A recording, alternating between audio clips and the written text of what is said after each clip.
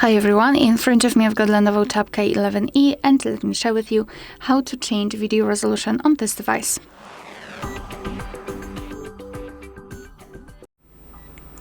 So let's begin with opening the camera app. And currently we are in the standard photo mode, so let's switch to the video one. If you can see the red color inside the shutter button, it means that for sure you're on the video mode. Now to open resolution options, we have to tap on the three bars icon. So let's tap on it, and here the second bar is connected with the resolution. We've got two different options, so 1080p and 720p. Since 1080p is highlighted, it means that it is set.